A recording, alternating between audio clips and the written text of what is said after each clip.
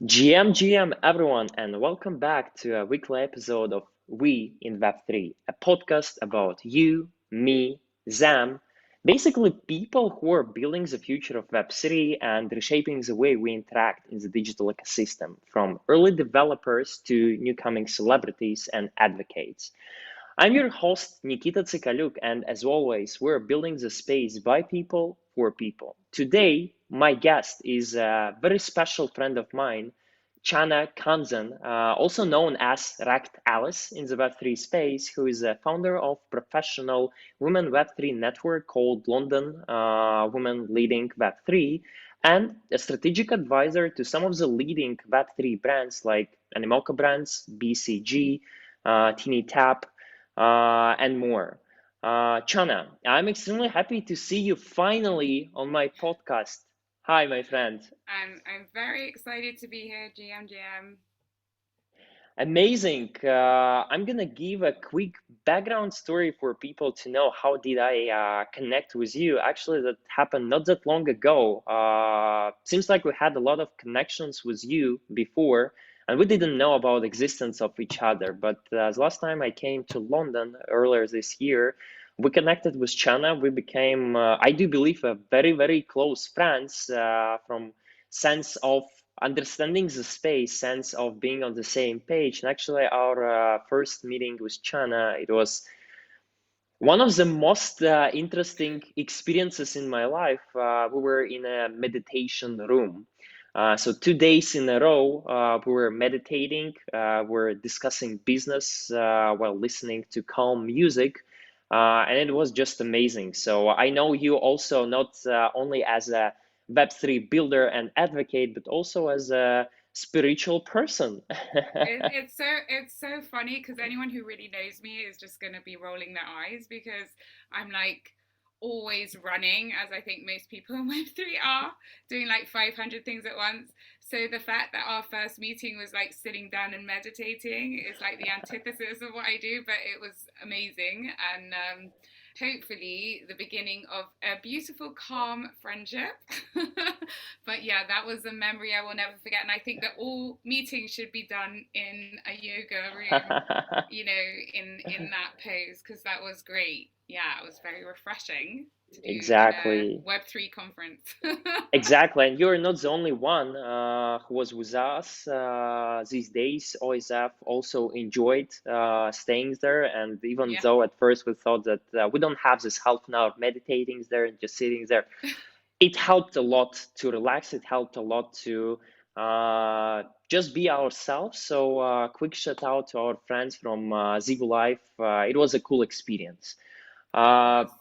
it was for sure. And for you, being that active in the space, as you said, doing 100 things at the same time, I do believe that one of the biggest thing, one of definitely your strongest sides is being well connected in the space. The topics that I would like to discuss with you is a definition of term connector. That's something that I started recently using in conversation with people when I introduce myself, when I try to explain how am I managing to do all this 100 different things at once. And the way how you introduced me to all the British Web3 community is by saying that actually Nikita is the male version of me, which I really enjoyed because we both are connectors in the space from partnership, business development standpoint. So the first question I would like to ask you to start the ball rolling is how did you start being that confident in connecting with people?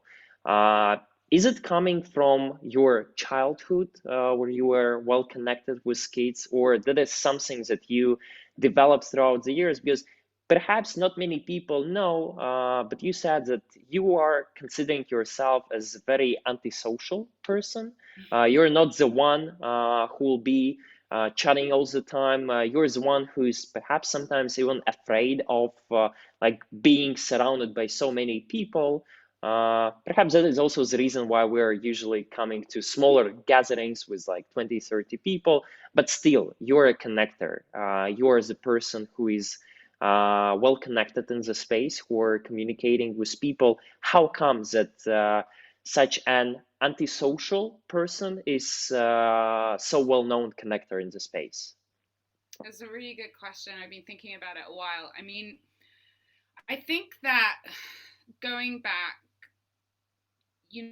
I think that there is an expectation in this ecosystem to, because of the way it's developing, there's a lot of sort of conferences and in real life events, as well as the online persona.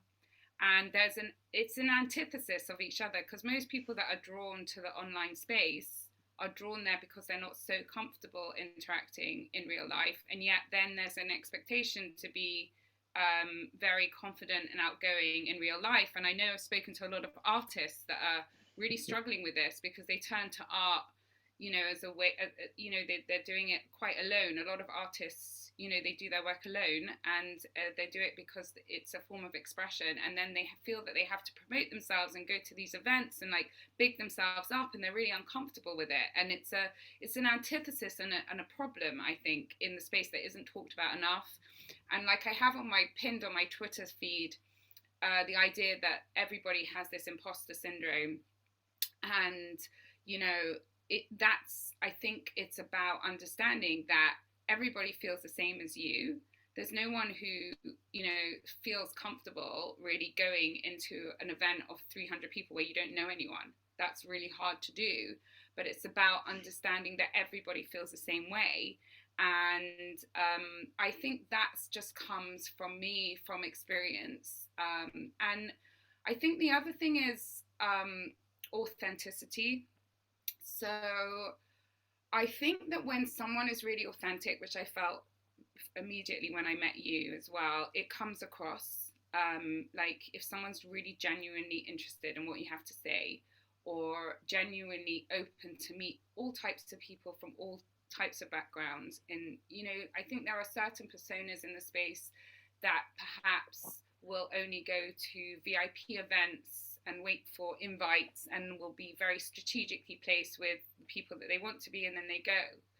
But some of the most profound and amazing conversations that I've had are with people that maybe it's the first event they've ever been to, or they're a new artist that wants to learn about the space. And what I think is important is that I just genuinely love people. I just genuinely love getting to know people for who they are, and not because I want to potentially socially climb or use them for something. And I think there is the way you approach those conversations and the way you connect with people, if it's genuine, that comes across. The authenticity is really important.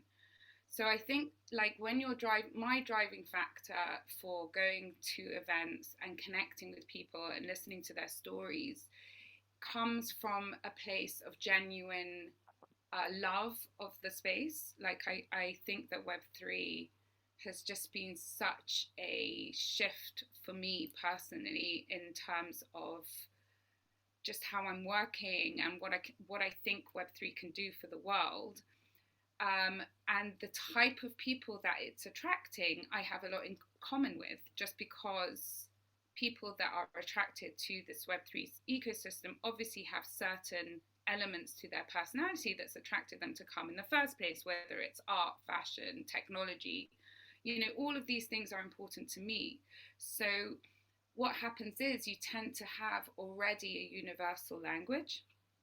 When you're in these events, you already have things in common. And therefore, it's really easy to just turn around to a perfect stranger next to you and just say, hi, what are you doing here? And within like 5 seconds, you've already got so many things in common because you're there for the same reasons, that conversation flows and becomes very easy.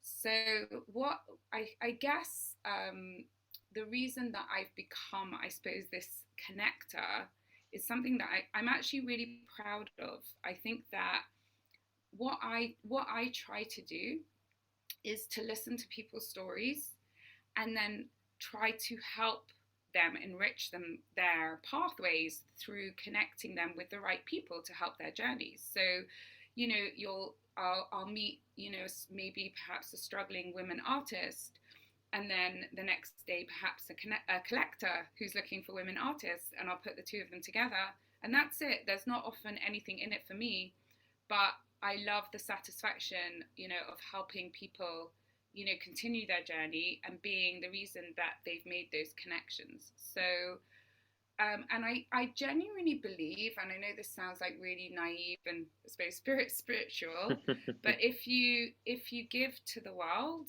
you get back. So, and that's what I found. Like, I don't really have an agenda. I really feel like excited about what Web3 can do for the world in terms of women empowerment. And I hate the word women empowerment because I just believe that everyone should have empowerment. But what I mean by that is, banking the unbanked in terms of women access to finances, helping women earn their own money, especially in the art sector, which most artists' sales in the NFT arena are men that are male dominated. So helping people, minorities, people from minority backgrounds get heard, helping people who can't necessarily get to cities or don't have the money to travel, enable them to grow and get their voices heard. There's so much disruption and so much positivity in what Web3 technology is bringing to the world that I can't help but evangelize about it. And in doing so, because I'm so passionate about what's happening and I love talking about it, and by default, by the way, I call them my muggle friends, but my in real life friends, they just, like, every time I start bringing up Web3, they roll their eyes. They're just not interested in talking about it. So what I those find, Web2 friends. yeah, so like all the Web2 friends and without and just normal people who don't have a clue what's going on or not really interested, I can't have these conversations with them. So when I go to these events, I'm so thirsty to be able to speak about my experiences with other people that care about it as much as I do. And I've noticed that has been such a unifier. And other people feel the same way. They're so grateful to be able to talk about what they're experiencing and their passions and debate it and discuss it. And that's the community. That's the community feature of this Web3 space that's growing, because people are so thirsty to discuss and connect and work together and collaborate. There's so much collaboration going on. It's amazing, and I hope it stays like that. I'm not sure it will as more people come in. It's impossible because the ecosystem is growing so much. But this idea of building communities and facilitating connection is something that I love being a part of. And just to finish, like you were saying, well, how can you do that if inside you're feeling like a little bit insecure, or you're not feeling confident? So I think that everyone feels that way, even though it doesn't come across. And it's kind of just sort of switching off that voice and saying, like, it's nonsense. Like, everyone here is the same.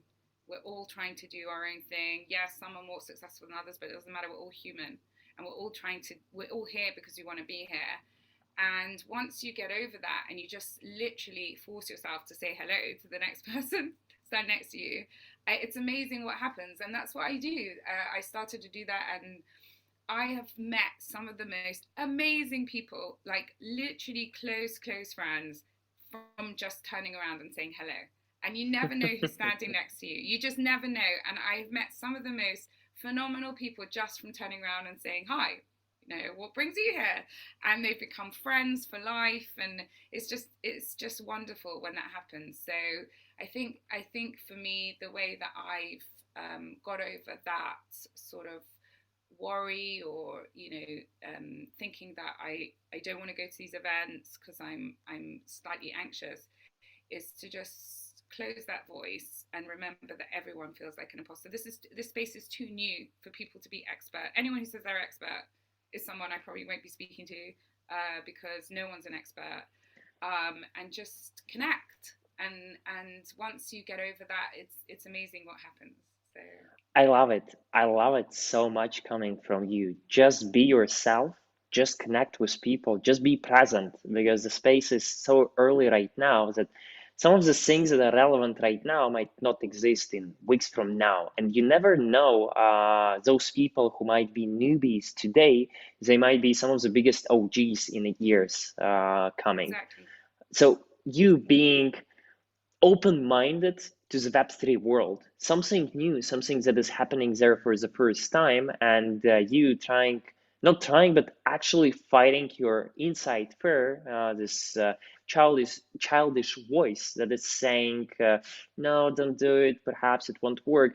You're just closing your eyes and you're just doing what you do the best, connecting with people, being with people, exploring the new space. So I absolutely appreciate you starting our episode in such a powerful way. You mentioned a couple of times in real life events, conferences. I absolutely agree with you that that is a way to connect. Actually, that is the way how we got connected with you. And I also know that not that many traditional business people, like our family members, still understand the space, and that is perfectly fine. We're still like a couple of million people, maybe a couple of thousand people who are full time, 100% there. And you knowing all of this space, all of these people implies that you know the whole space. So not everyone should understand it right now, but I know that in your case, some of your closest people, for example, your husband, is not that big of a fan of the whole Web3 space. Even like the last time you said that he's even partially against it.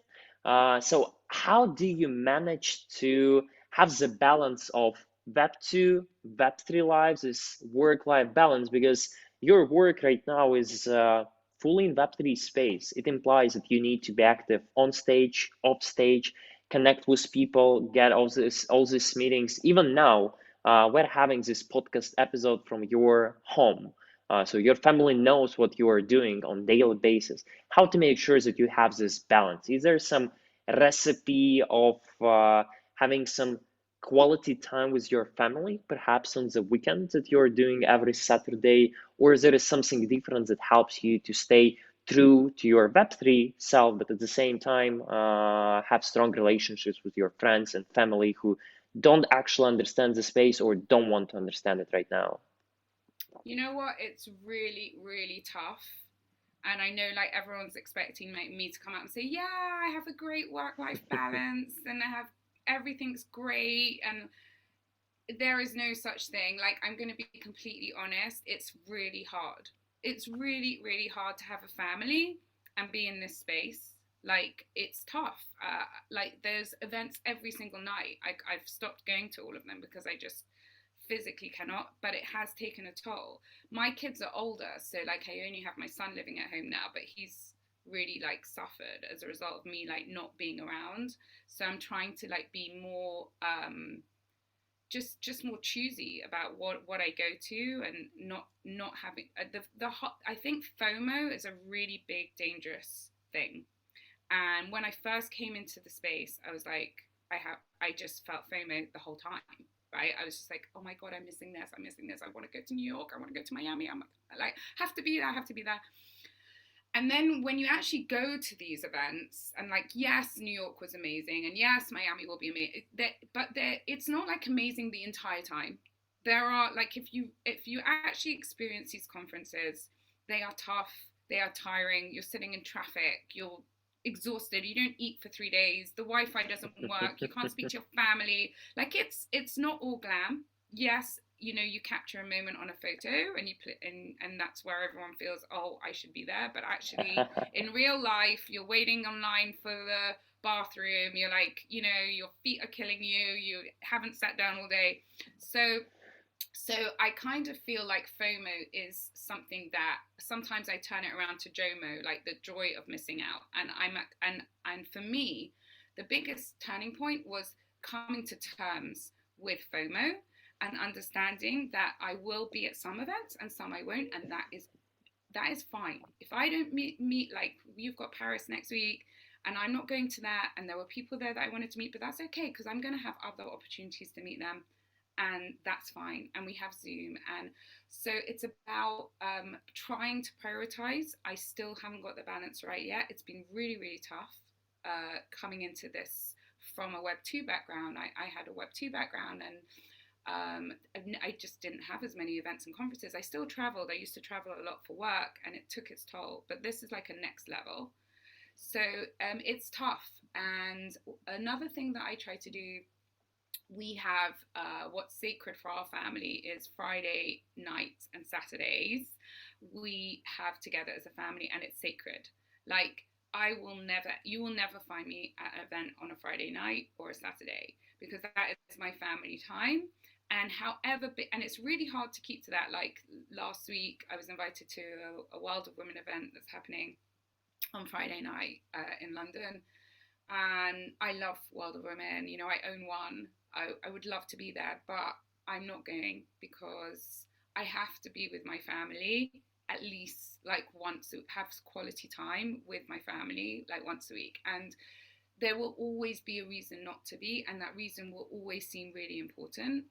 But ultimately, it's about having the discipline to create that space in your life. So I've learned, being a working mum of three for many years now, how to try and do that. I'm not brilliant at it, but I've definitely learned ways of, for example, I will, except for NFT London, I'm prefacing this because I'm going to be out every single night, but I try not to be out every single night. So, for example, if I go to evening events, it'll be, say, maximum of 2 a week.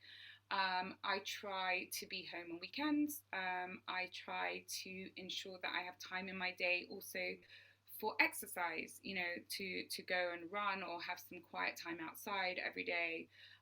Now, I'm not saying that it happens every day, and there is always this struggle, and it's something that I struggle with on a daily, if not hourly basis. And the guilt that you feel also as a mother, trying to build a career for yourself, but also wanting to be there for your family, is something that never ever goes away, however good you are at either. But I think a long time ago, I learned to kind of let go of that guilt and say, look, I'm doing the best I can. My career is important to me. I'm passionate about this space. This is what gets me up in the morning. This is what drives me as an individual. Mm-hmm. And my family is also really important to me. And I'm going to make sure, like, every time, you know, my family, like my kids have school events or parents' evening or whatever it is, put that in my calendar and I will be there, you know. So it's a very difficult challenge. And even if you don't have a family and you're on your own, you know, you still got your own, you know, your parents or your cousins or your friends to see. And I just feel like it's so important to have that balance. It gives you perspective. Otherwise, you are all the time in this bubble, which isn't necessarily a healthy bubble to be in. And the end of the day, I have made very, very close friends in this space, and they are now my friends. But there's nothing like your childhood friends and your family who will be there for you in sickness and health. And they are friendships that are meaningful and important. So it's about trying to get that balance right. And it's something that I struggle with on a daily basis, and think that we should definitely speak about more. I know that there are some very genuine, authentic people in the Twitterverse who talk about this from time to time. Some amazing sort of mums who tweet about, like, you know, their struggle to balance. You know, when you have spaces like at weird times, and it's tough. So yeah, shout out to all the mums out there who are doing this. I feel you. And it's one of the reasons why, I mean, I didn't start London Women Leading Web3 for mums, but, you know, women are often multitasking a lot, and having a group, a network that is there, that understands where women are coming from, is really, really important in the Web3 ecosystem that we're in now, which is so ridiculously fast. It's like insane. Exactly. You know, you just need as much support as you can get, I think. Even though you consider that you are not doing as good as you could, from my standpoint, you're doing amazing. Your outstanding discipline is the reason you are well connected with your family. And I know how good bonds do you have uh, with your husband, with your kids. Actually, your Friday and Saturdays are also the reason why, one of the reasons why I had to move my flight to London to meet you a bit later, and I absolutely respect it. That's a very strong, very solid reason to be with your family, to be of the business. Yes, sometimes it might hurt in a way that some big events are happening there, especially Fridays. Like, come on, Friday Mm-hmm. evenings, but you not foaming that early is a way how you make this strong Web3 character as disciplined and as focused as possible. Because some things that you just mentioned about events happening all around the world. I just came from East Warsaw a bit more than a month ago. That was the first edition in Poland. Right now, I do believe in 2023 they're gonna have East events all around the world, all main cities, like 100, 150 of those. And you being at all of them just doesn't make any sense because there is the same people, almost the same topics. The things doesn't happen in a matter of minutes. It still need to develop for you to be able to devote the whole panel to this or one topic. Like soulbound tokens were introduced by Vitalik almost half a year ago.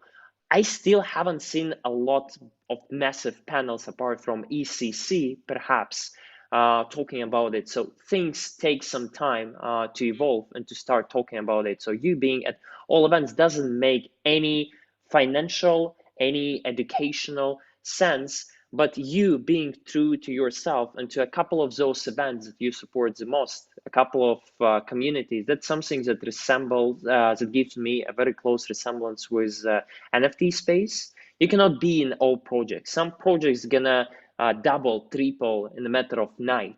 But you didn't know about them, even though it was free mint, because you are not active all the time. And this work-life balance, I mean, physical life, your traditional life, and your Web3 life, it should be well balanced. Otherwise, there are a lot of mental health issues, a lot of burnout that are happening there in the world.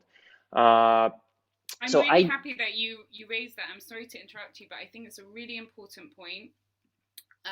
I've actually become quite annoyed with projects that have a specific time to mint and window.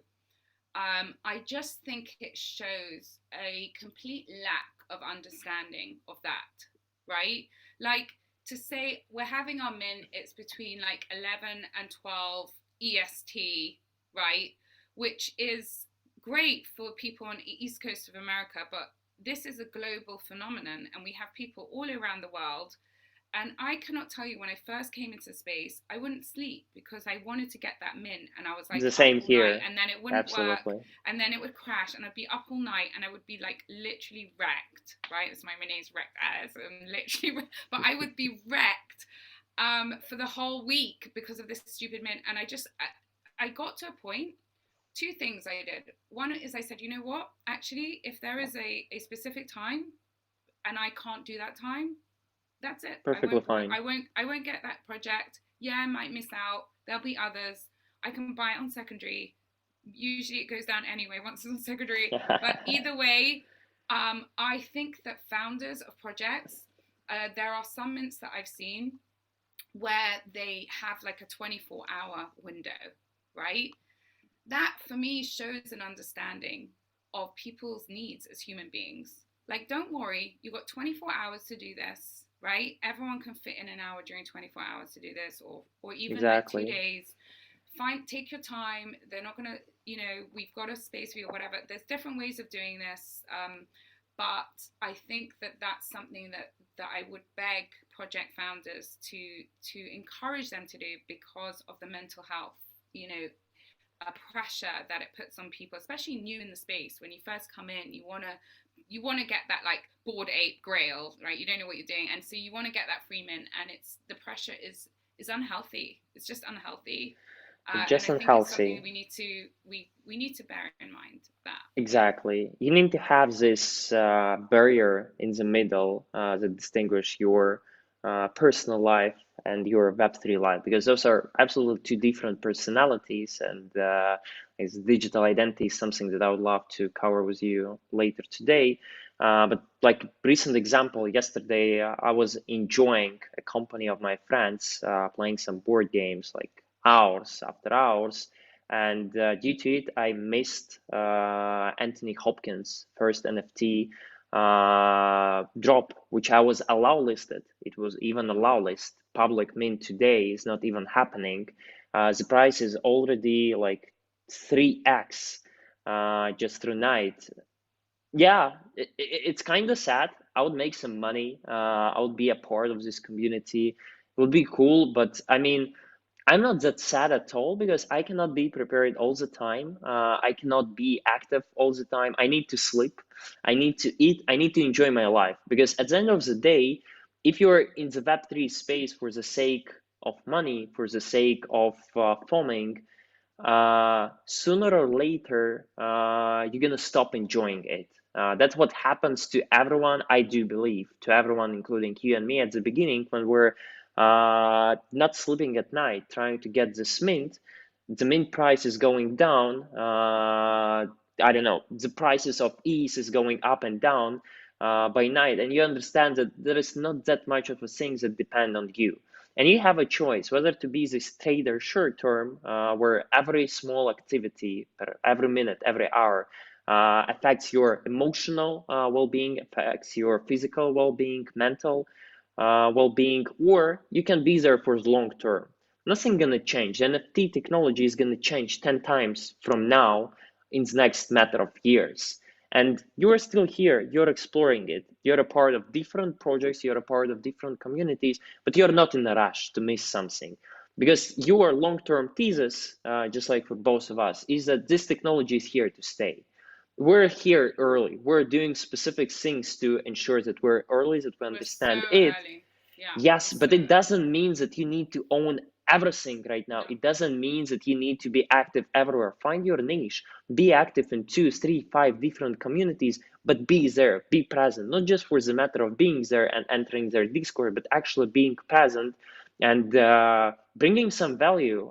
Because something that you mentioned earlier today is lack of competition in the space right now, just due to the fact that we all try to learn about it. We all try to help each other.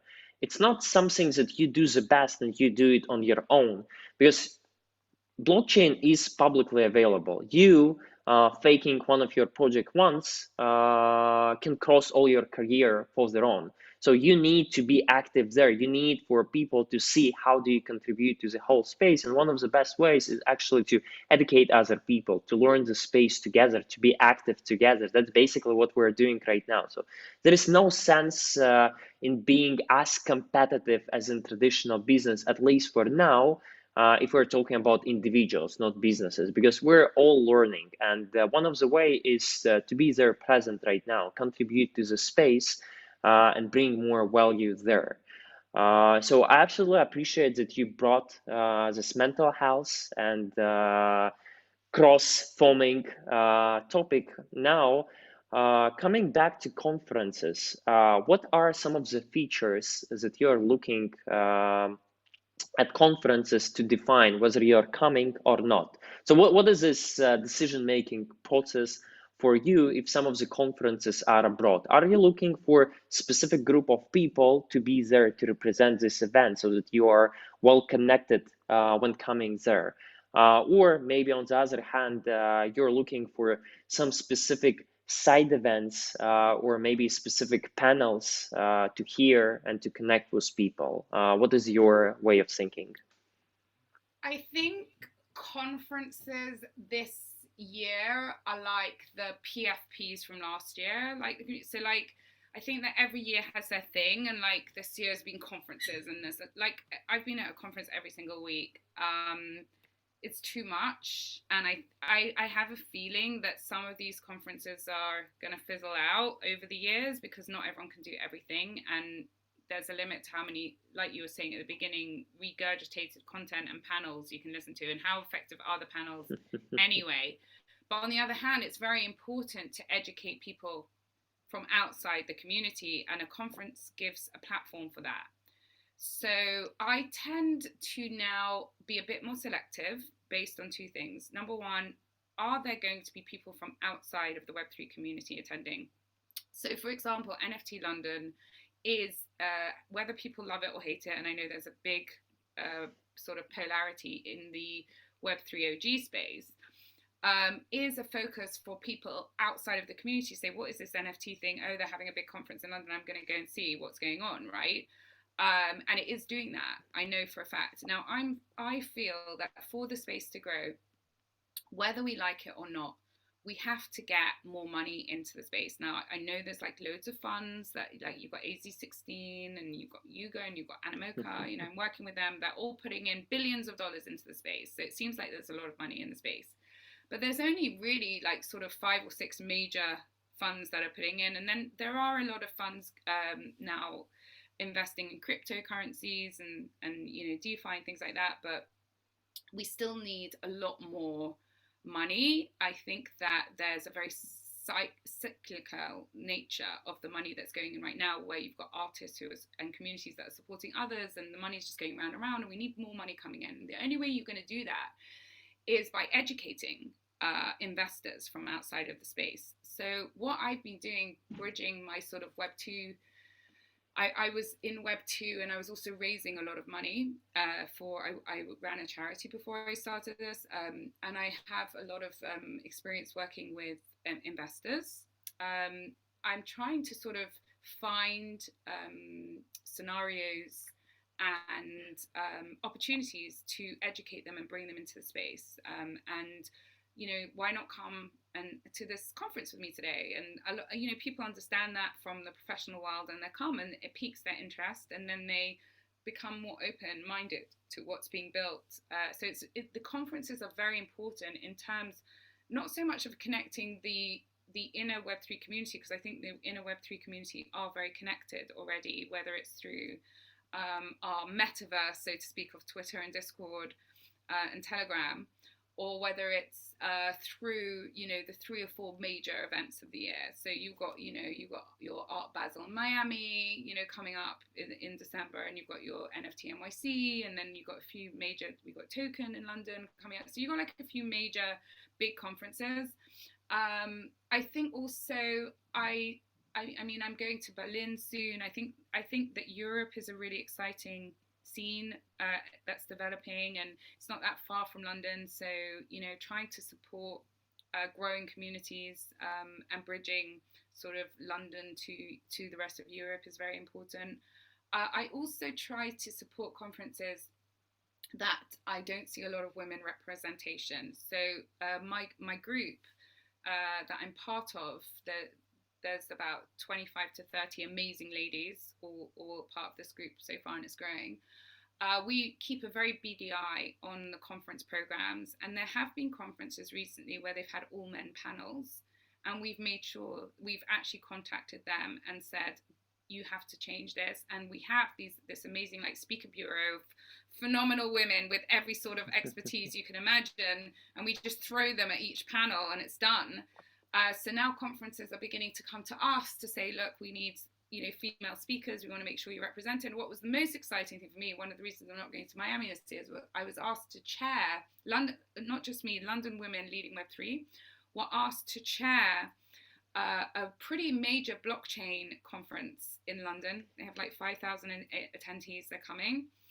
And they wanted London Women Leading Web3 to chair the conference. Now, for me, that is just such a major shift, because I've been going to crypto conferences for a while now, and you know, it was a problem. You would have like maybe one token woman on a panel, you know, every other panel, and even in the audience, there weren't that many.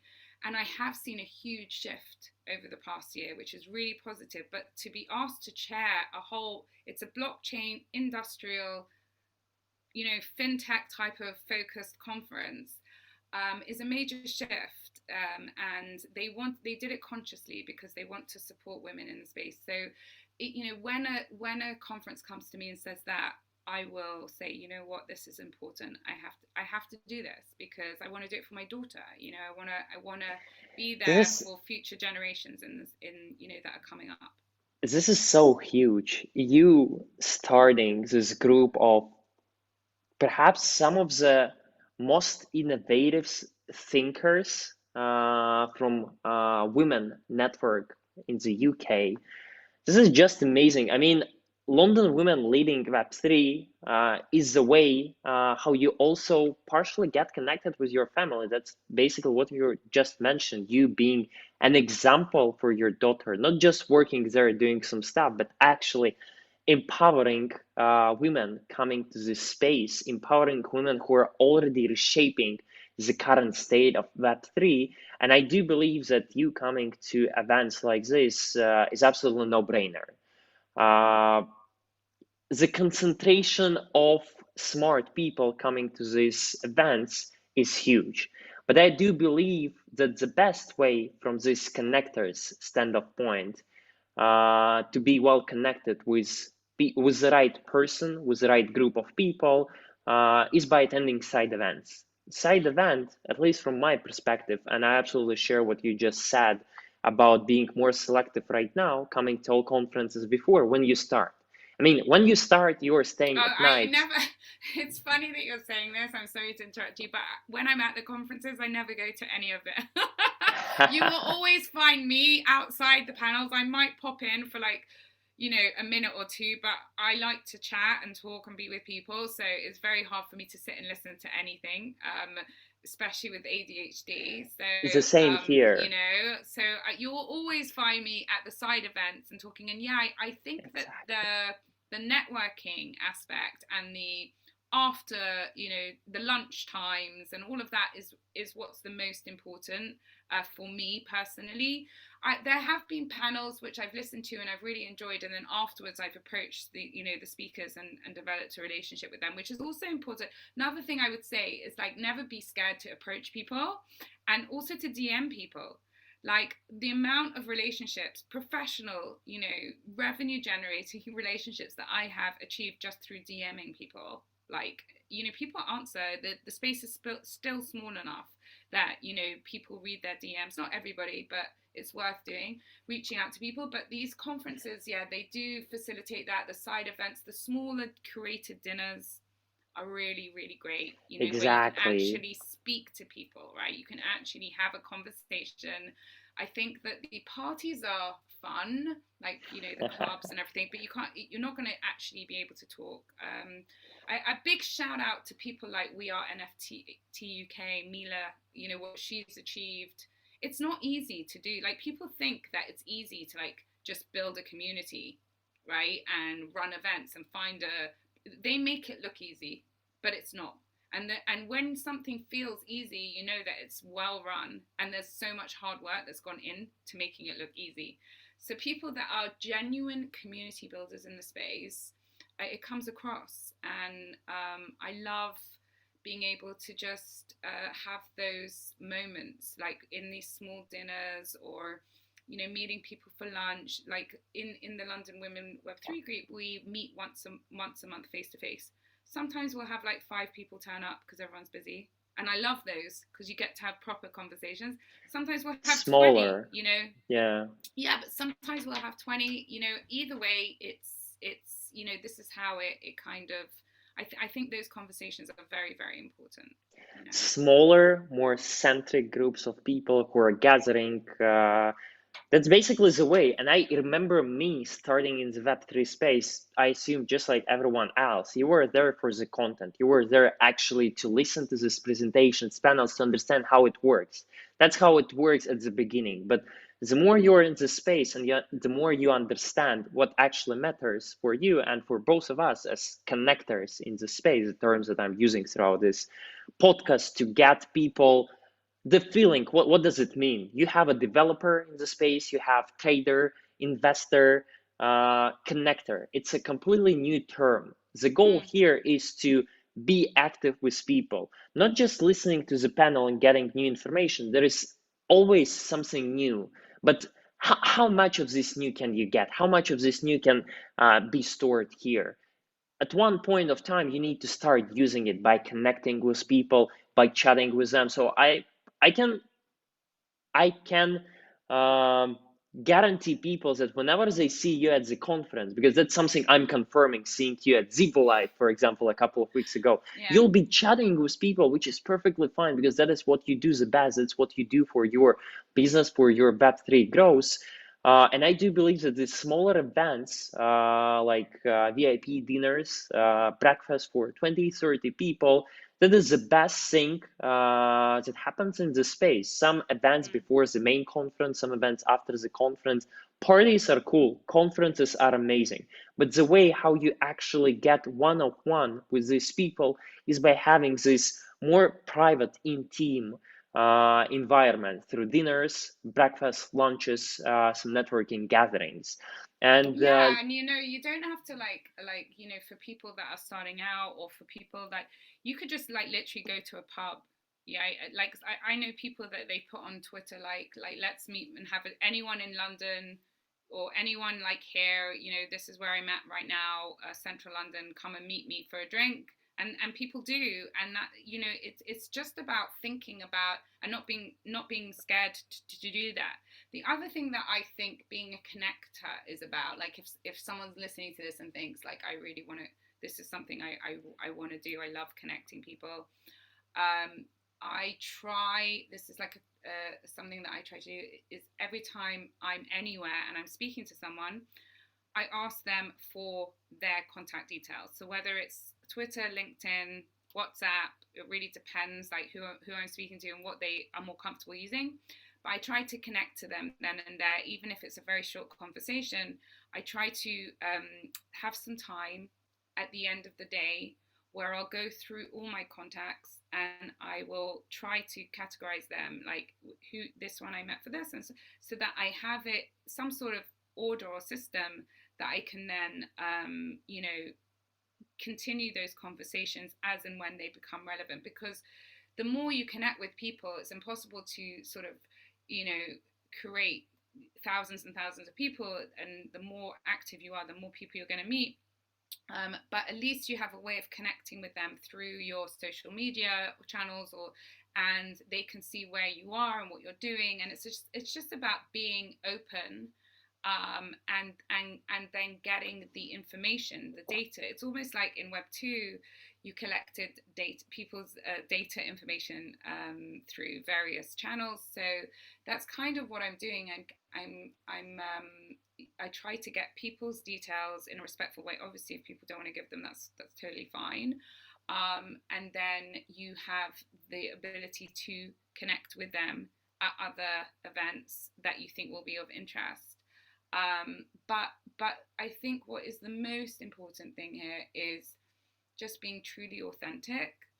I think actually there's something that I struggle with a lot in the space, and it's this idea of money, right? Like you said you said like you shouldn't be in it for the money.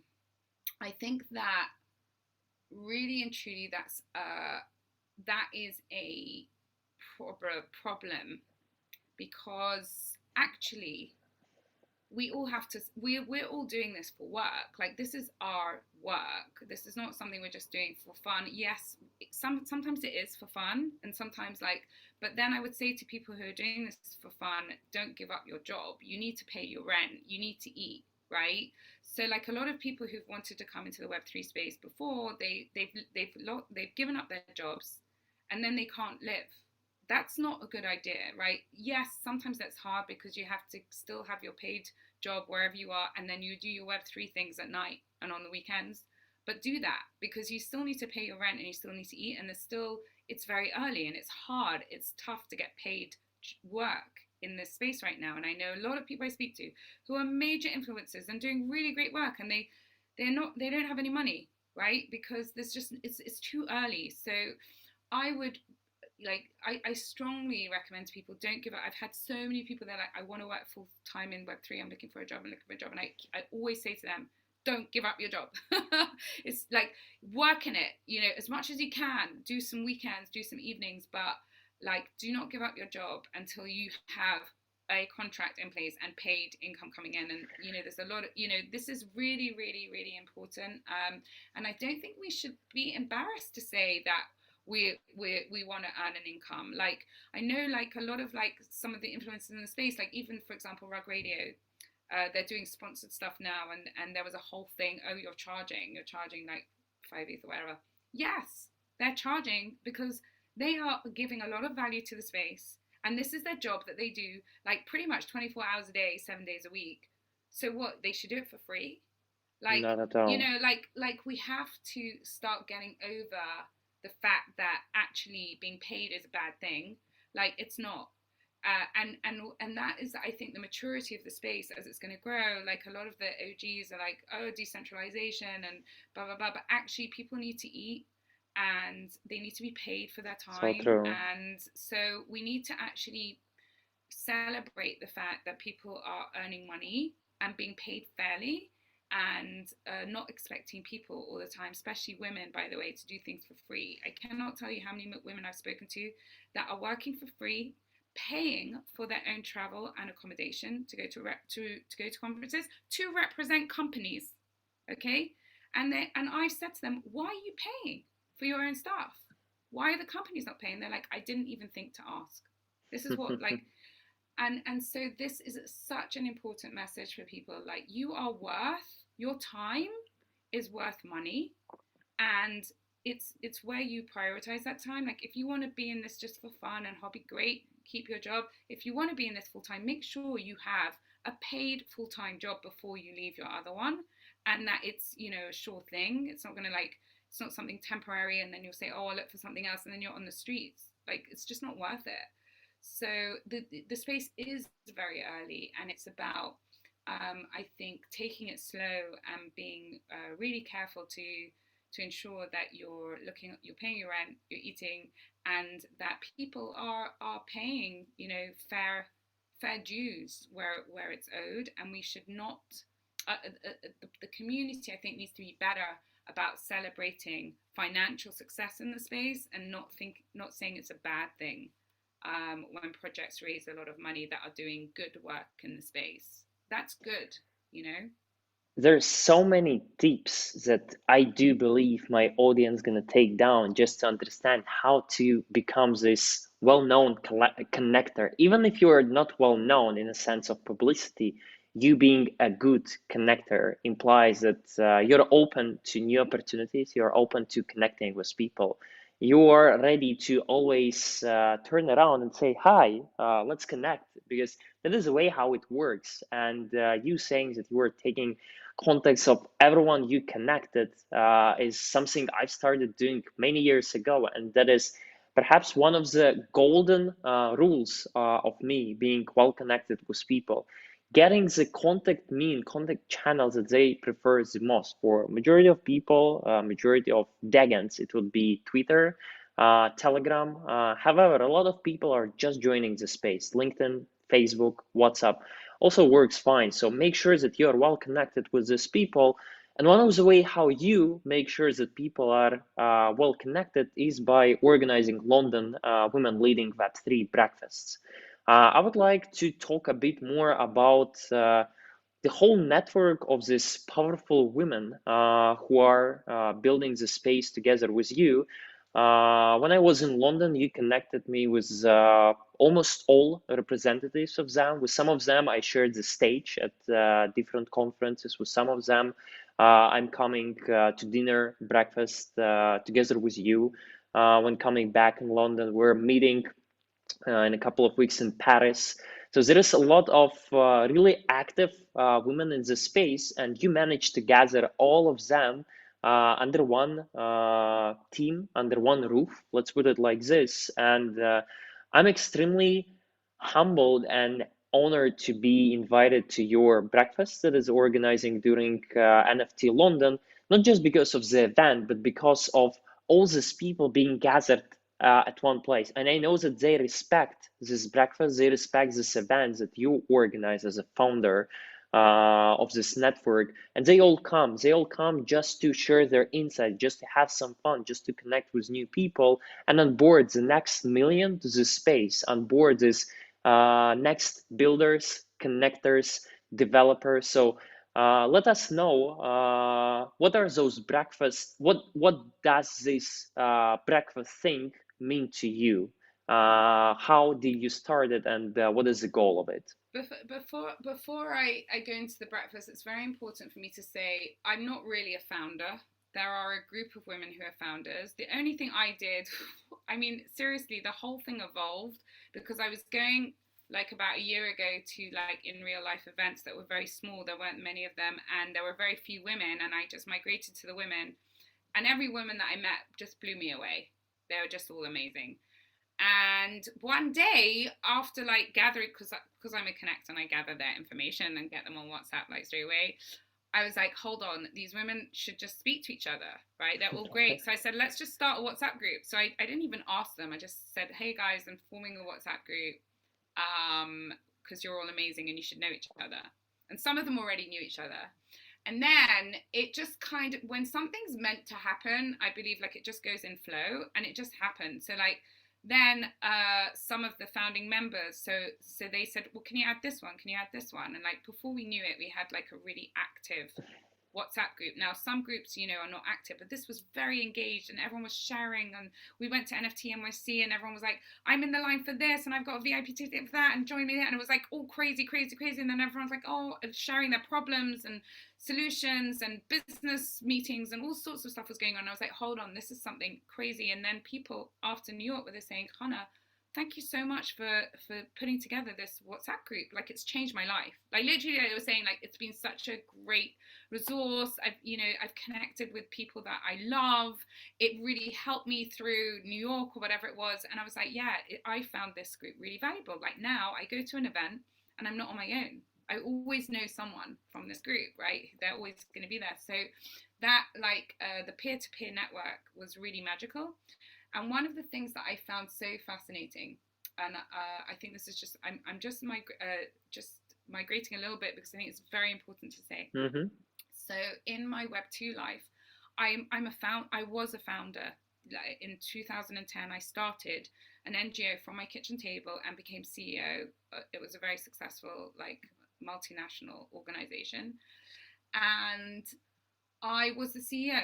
I was the leader, right? And I'm used to giving direction, and I had to give direction, and also the whole organization sat on my shoulders. And eventually that wore me down because after 10 years of having the burden of running an organization, and any CEO or founder of a successful organization, especially in tech, will tell you how exhausting it is, and especially in the non-profit sector, I just was burnt out.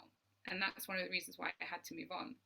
What's been fascinating for me is that I may have founded a WhatsApp group, but that's about it. Yes, I steer it a little bit because I'm passionate about the organization.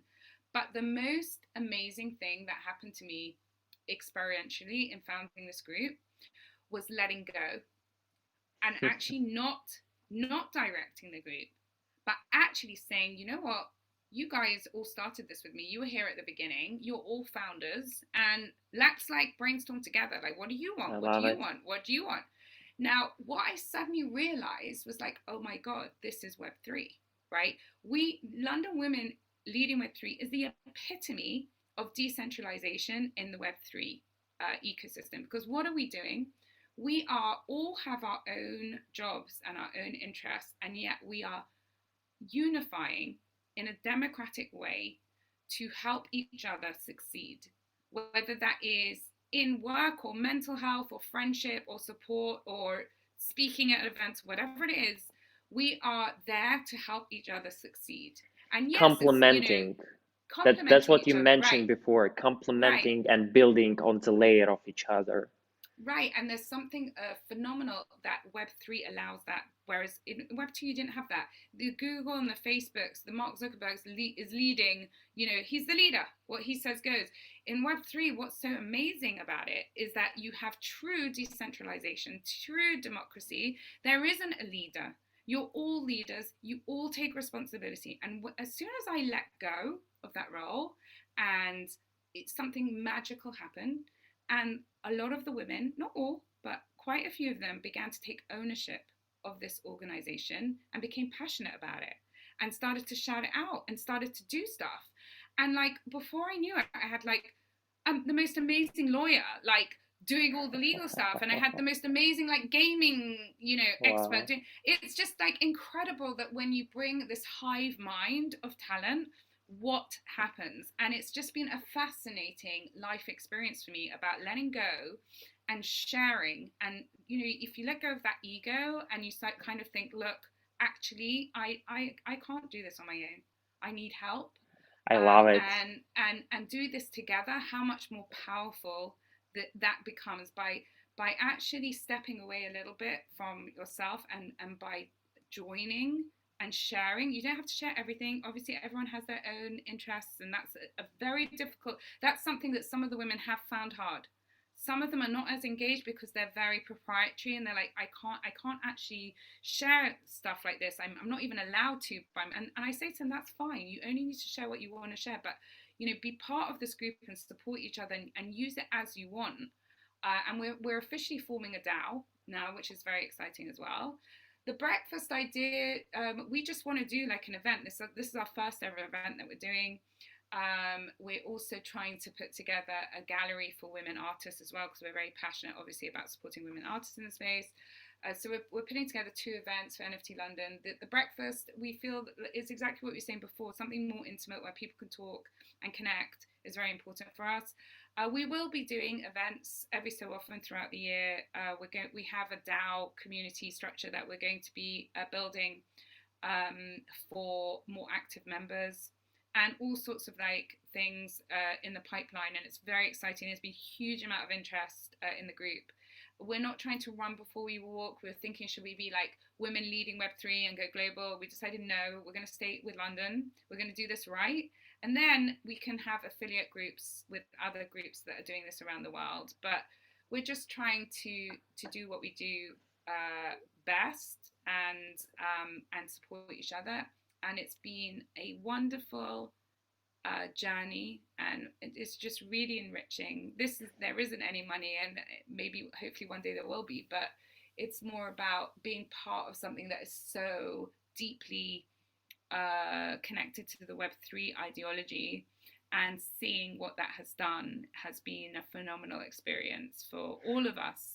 And a big shout Being out to all the women in the group. being a part of something that is bigger than just this financial aspect, but actually something that brings you joy, something that brings you emotions. What I have just heard is the true definition of community.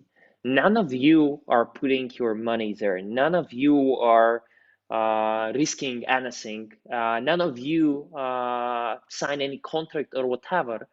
But everyone wants to be a part of this family. Everyone wants to contribute.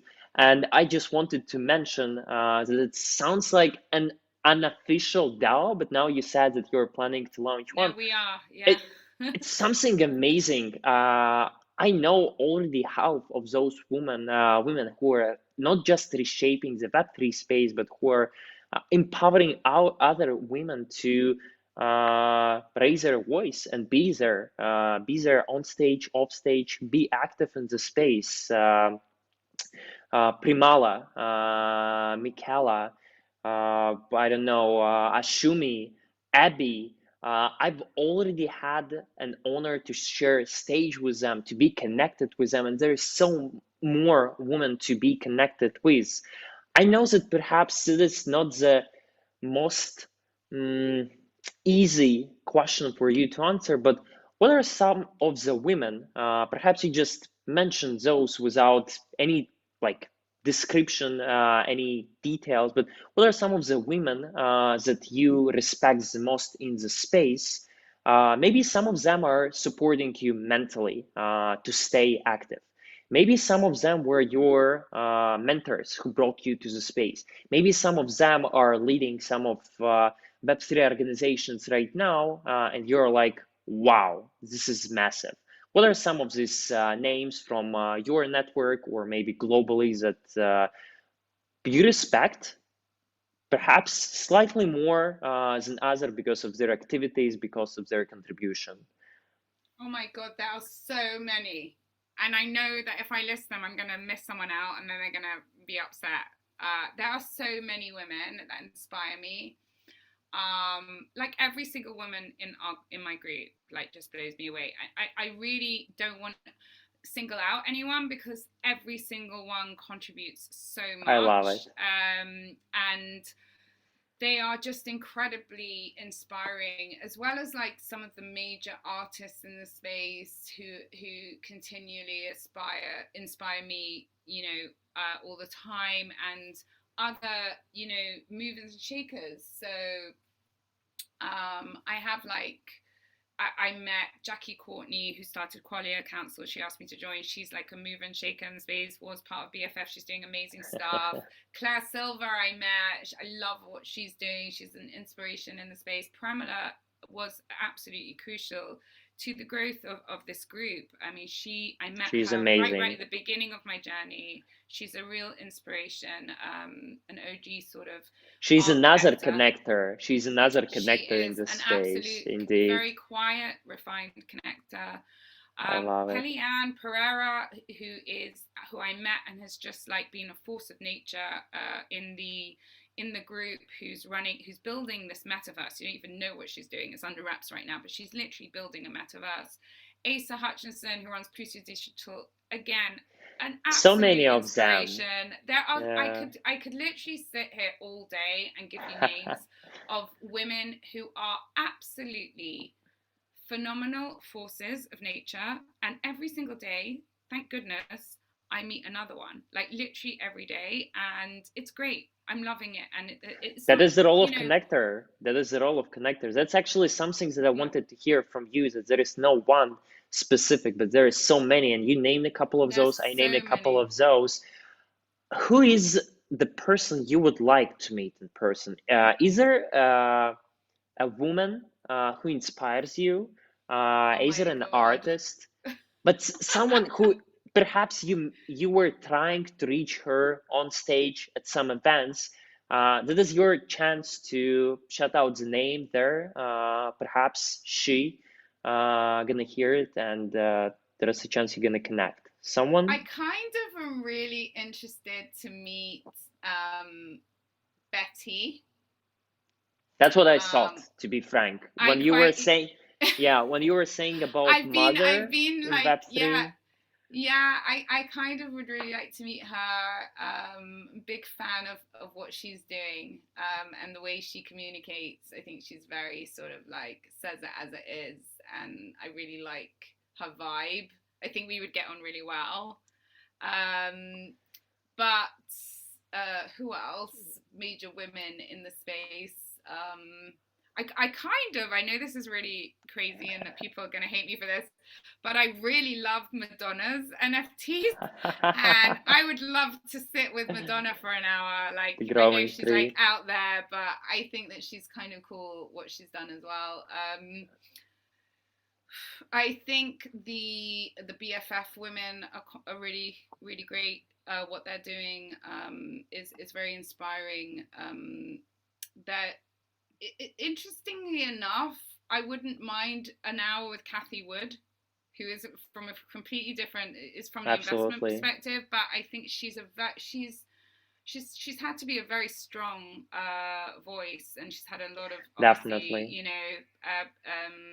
so yeah, there's a lot of different role models that I use to inspire me, and I follow on a daily basis. Yeah. And it seems like they all are all around the world. You Yeah. mentioned some of them coming from the US. You mentioned some of them from Asia, from Europe, from Australia.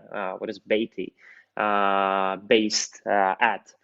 The question I have to you, what is the main difference between being a connector in the Web3 space here in Europe? Mainly, I'm talking about London, Paris, Lisbon, Berlin, Amsterdam, those main places, and the US, the whole US ecosystem, Miami, New York, LA. What is the main difference there, and how come? This is actually an interesting fact about China. How come that you are much better connected with the US part of the world than with the remaining of Europe. You being a connector, active connector in London, in the US, but not that well connected with people from like Europe, like a couple of Mm. hours away from you. I think it's just the direct result of my experience, my life experiences. So before I was in Web3, I was working in Web2 and I had an office in New York and LA. So I would travel a lot to America and I have a huge network in America from my Web2 job, which was in tech. So, and education.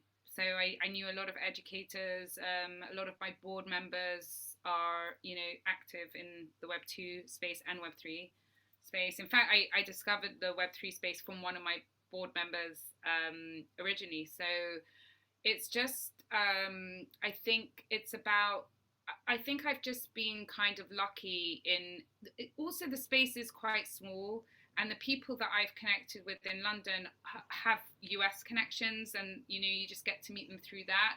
But I think it's a combination of being quite being in the NFT ecosystem quite early on. So when it was smaller, you were able to just meet like a lot of people coming. For example, there was a Sotheby's art auction, and I met all the artists that came there. And it's just like it was much smaller then, and you were able to meet some of the big names in the US easily.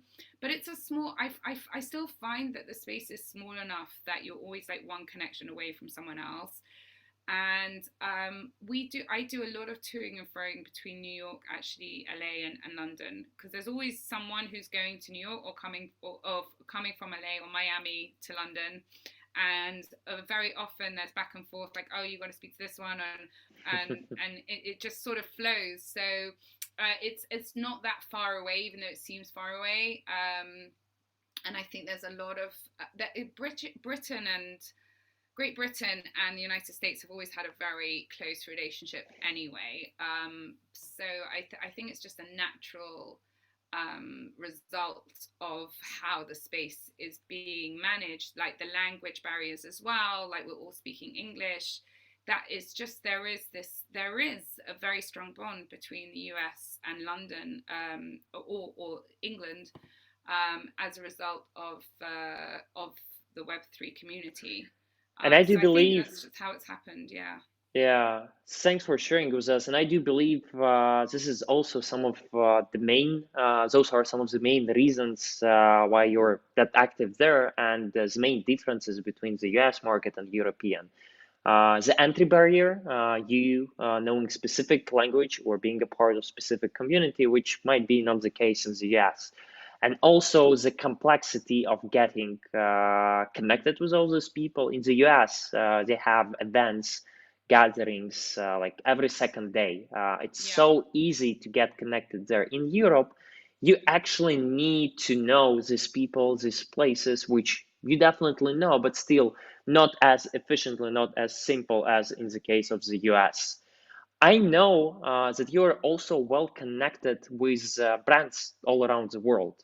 You, as a strategic advisor, consultant for brands, let us know what is your connection with Animoca brand, the mother brand of Sandbox and a couple of other big companies. Perhaps here you would also love to mention the upcoming educational project that Mm-hmm. is about to be launched. So, how come you got connected with Animoca Brands, and what is your connection there?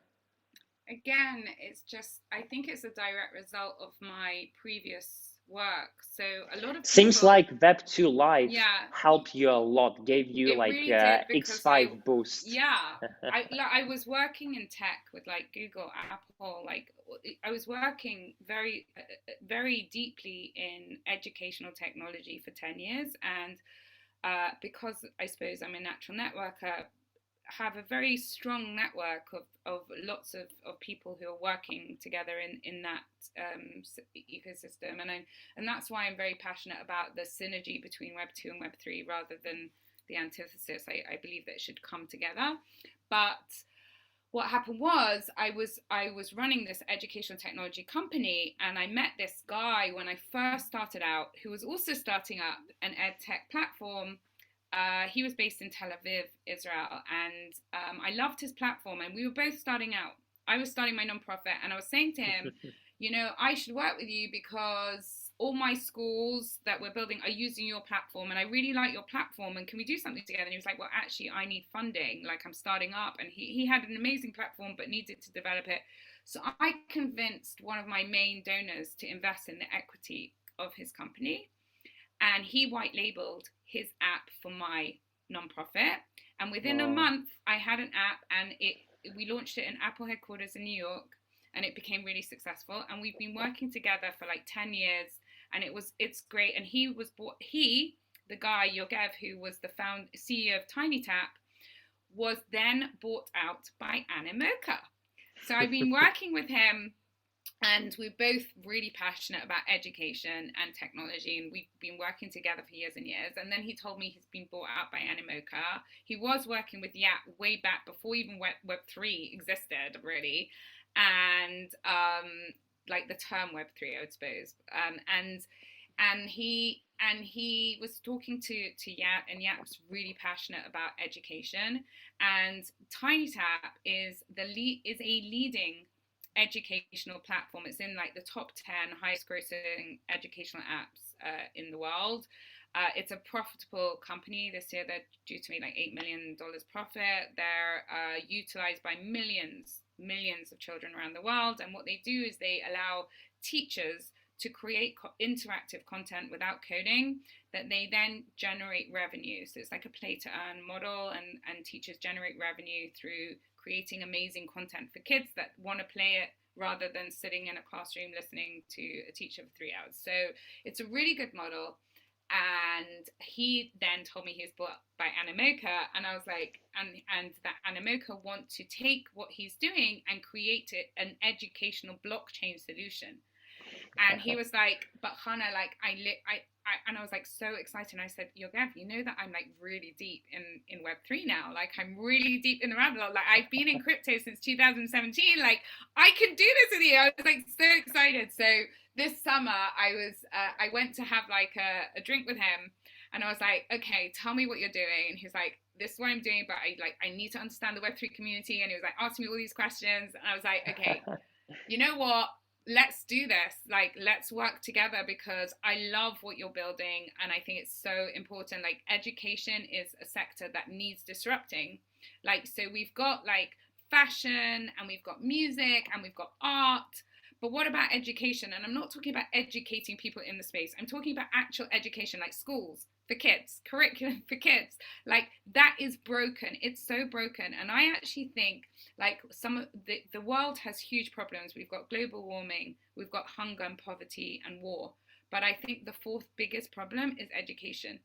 Because if we don't get the education right, we've just lost generations, we've lost skills. Like if you there are studies now that I think 87% of companies now cannot find people that have their skill set that are needed for jobs, right? That is a crazy stat. This is crazy. 87% of the workplace cannot find people who are skilled up, and they have to skill them, right? Why?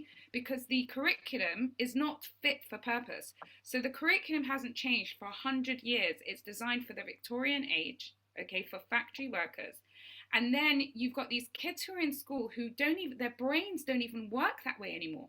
They can't sit and listen for more than 5 minutes. They're on like 20 screens the entire time that they're not in school. Just like us at conferences where we cannot listen to the panel. Like who can listen? So can you imagine having to sit and listen to a teacher all day talk about stuff that's completely irrelevant to life? I can imagine, because I graduated from university like 4 years ago, so I can imagine. Indeed. Exactly. You've just come out of it, right? And my kids are in it now, and it's just like not working. Some schools are getting it right, but very few. So I am a passionate, voice for shifting education. I've been saying that for like 20 years, and all of a sudden I found this, this project that are building educational content on the blockchain They are generating revenue through tokenization that will then be supporting teachers, right? So teachers are underpaid, seriously underpaid, underworked, like nurses, like policemen, like all the service providers of the nation that the nation relies on are underpaid. But teachers are so crucial, and they're exhausted, and they can't even find teachers anymore, because who wants to be a teacher, right?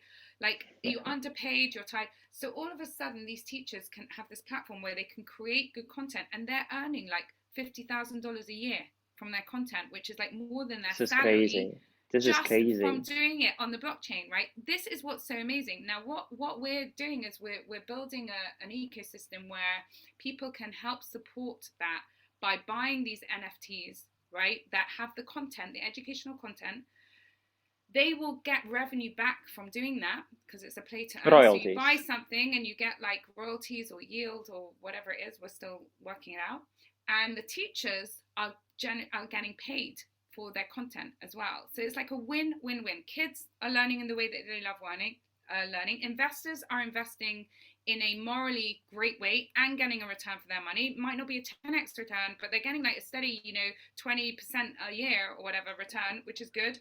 And then you've got your kids that are enjoying learning. You've got your teachers who are being paid properly, right? So it's literally turning the education system on its head through the blockchain, and revitalizing it. I think in a very powerful way.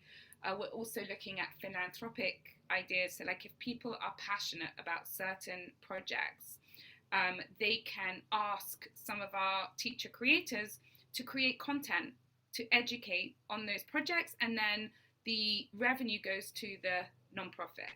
So we're exploring all of these models, which could only be done with blockchain technology. Love it. And it's very, very exciting. And it's with a company called TinyTap, and I'm now working with them, and Anomoca. And I do believe that with the backing of a company like Animoca and the insight that TinyTap has successfully navigating Web2, they are a successful company. They are not starting out. This is not a new project.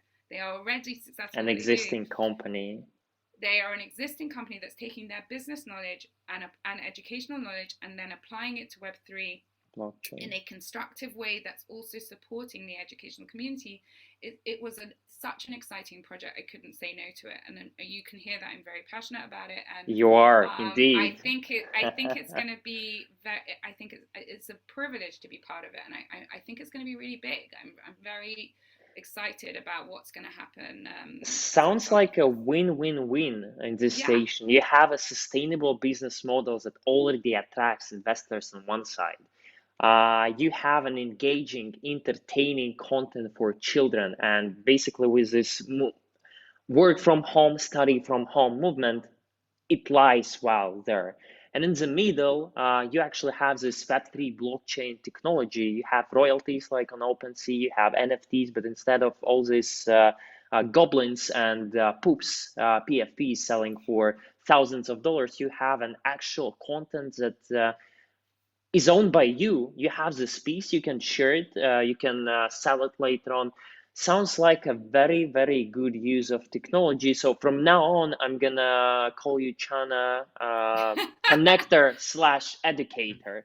Let's put yeah, it like this. that's I fine. know, I know that you're also well connected with a company called Canary Labs XYZ, basically the company led by OSF, Mando, Ben. That's basically the company that is currently the fourth leading, the fourth biggest Bored Ape Club holders. They are also the company who created Reg Guys, company who is closely supporting Crack Radio, the biggest decentralized media I'm a part of as well. What is your connection with those guys? Because actually, the way how I learned about you is after our breakfast with Ovi, OSF, who connected us. So how come that you're connected with these brilliant builders, and what do you build together with them? I think I just love them. So they're three guys who are like ex traders, but I think they was so important in my journey into the space. So when I first discovered NFTs, I was listening to obviously a lot of spaces on Twitter, and quite frankly, especially being British, sorry guys over the seas, I found the spaces really like just not useful. Like there was just a lot of people who were saying, I love you, you're amazing, and then they said thank you, I love you too, and I don't need to listen to people loving. I think it's great that you love each other, but I don't need to listen to that for like 5 hours. No So I found, education, only right, shilling. so there wasn't really a structure to the spaces, and like me being, I suppose, a professional and an educator, and also I suppose from another generation, I was like a bit like I'm used to listening to podcasts that created content. So I found I'm always happy and up for like a shilling spaces and chill like once in a while, but I was trying to learn. I was hungry for knowledge. And there wasn't a lot of knowledge at that time. There was very little knowledge about the NFTs. You think what's evolved over the past few months, you forget that none of these things were there, right? Exactly. OpenSea was like not even there, right, at that time. So I was like, okay, how am I going to learn? And then I found this spaces with Mando, quite early on with Mando, Seth, and Farouk, the Rug Radio spaces. And I started listening, and I was like, hold on a second, this is amazing. Like, I'm really, really understanding what they're talking about. I love the finance. Like, I also opened up a fund, so I was really interested in the macroeconomic climate, and I thought that they gave a very good assessment because of their technical background. And I was just like, okay, now I'm learning something. I'm finding this useful. It was also fun. Like I loved Farouk's personality and energy, and I thought they complemented each other so well, which is evident because they've been so successful. And again, this is not easy to do. It is such hard work goes into this thing, and it's day in, day out. And people don't understand how difficult it is to have that consistency, but they had the consistency and they also had the quality of content. And what I did was I DM'd Mando. I wasn't You just expecting him. connected with them. You just say hi. That's how it I works. DM'd Mando. I just said, like, I think we should connect. I was working in the fund space at the time, and I wanted to meet with him to chat. He was in London, I was in London, so we met. Why not? And we got on really well, and then I met Ovi, and we just sort of really, I think we're aligned in our thinking. And they subsequently went on to form Canary Labs. And they're doing amazing work in the space. And I think like what I found was there are a lot of Web3 companies, especially like Web2 existing companies that have sort of suddenly recategorized themselves as Web3. But there's very few that have a track record, right? And because it's almost impossible to have a track record because the NFT ecosystem has only been around for like 18 months. So how can you have a track record? But there are some people that have a track record. There are a few people in this space that have done successful drops and launched successful projects or even revitalized old projects, and they've done that and they understand everything that's part of that, the marketing, the technical stuff, the programming, the community aspect. There's so many complexities and they understand the community so deeply. I mean, they have a weekly report of like 6 different projects every week. So they're having their spaces. So it gives them such a very good, deep knowledge of the space that they decided to form like this this Web3 consultancy and marketing and advisory arm to Canary. They do a lot of things. They also do, I'm sure you'll speak to them directly and they can show their work, but they have DGens and they have a lot of stuff. Actually, I'm about to have both Manda and OSF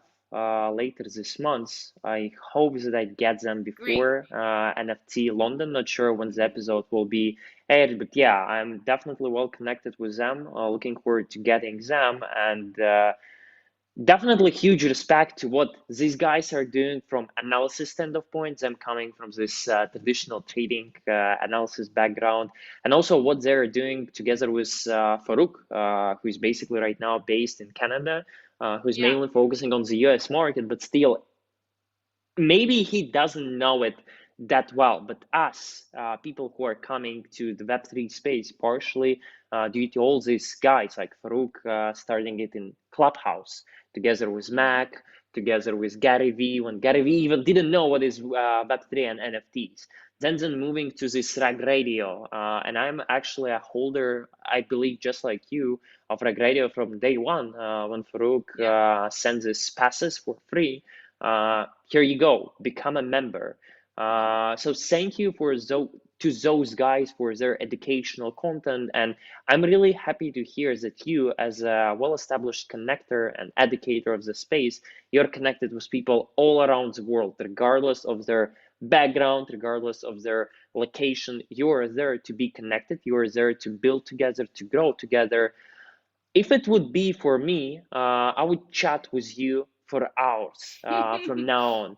Fortunately enough, I have this opportunity. I have this chance to be well connected with you because I'm coming in a couple of weeks in London, and I know that we have a lot of events to be together. We have a lot of time to spend there. Something big is cooking here with Chana, and I would also love to have this chance for my audience to hear more about you. So I'll be more than happy to invite you back early in 2023 to see how all these brands you're a part of are moving forward. What have we achieved from our last episode?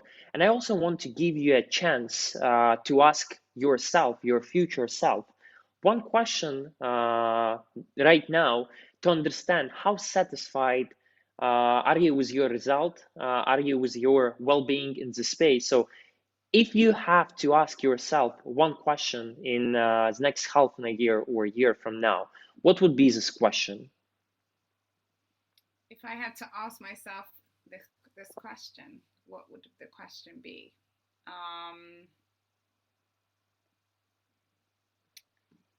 I think, God, it's hard. If I was to ask myself a question in a year's Should be. time, um, do you feel that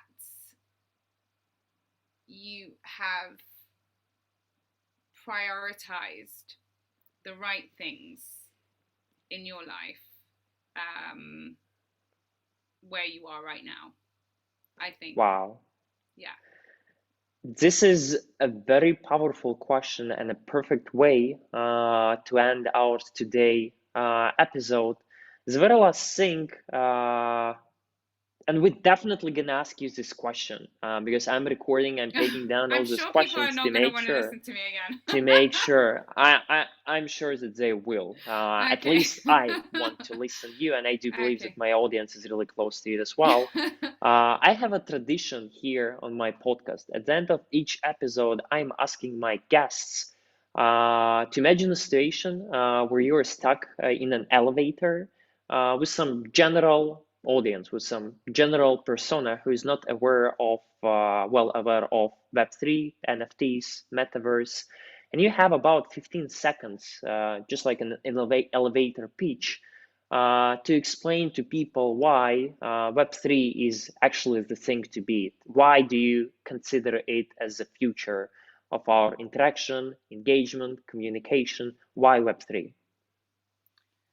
Because it is by nature decentralized, it's an equalizer, and it is an empowerer to everybody in the world. So there is not one area of the world that's not going to be affected by the technology that's being created.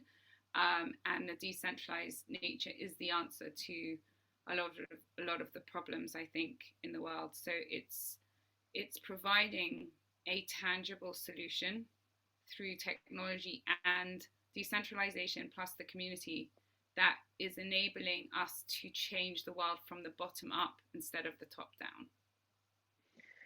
Basically, being owned by everyone, everywhere, for the good social impact for humankind. I absolutely love Absolutely. it. And Chana, I absolutely enjoyed having you today at my podcast. I'm Thank you for so having honored me. to be connected with you because apart from you being active in the space, you're a wonderful person to know. I found it out through our conversations. I found it out through our meditation. I'm still finding it out right now. Me being here in Latvia and you being in the UK, we're having these calls and chats every single day. about different things we're working on, about upcoming events, about people we met. I get so much positive energy from you that whenever you text me early in the morning, and I know that you're an early bird, waking up at what, 6, 5, 6, 7 a.m. No, I just don't sleep. It's not an early bird. I just don't sleep. That's the Web3 space. Whenever Yeah. I get those messages, I got so energized. And I absolutely appreciate you as a persona in Web3. I appreciate you as a woman who is empowering others to stay connected, to be active in the space. And I appreciate you also as a wonderful person, wonderful mom, wonderful friend, very beautiful person who is spreading this positivity, energy, smile for the rest of the world, regardless whether you are in Thank Web3, you, Nikki. Web2. I love I you so appreciate you much. too. I appreciate you too. Love Love you you so too. much and happy You're to my be male. connected. You're my male version. I told you so. I'm looking forward to what's coming. I know we've got a lot of plans together, and I'm very excited and privileged to know you too, and value what you're doing, even by this podcast and sharing this, with everyone. So thank you very much for. I'm humbled that you invited me on, and I'm looking forward to seeing your growth trajectory because I think you're going to be a huge force in the space, and I'm privileged to know you too. This means a lot. Actually, this means a word to me, hearing it from you. Thank you very much for coming, and I see you in person very, very soon, my friend. See you soon.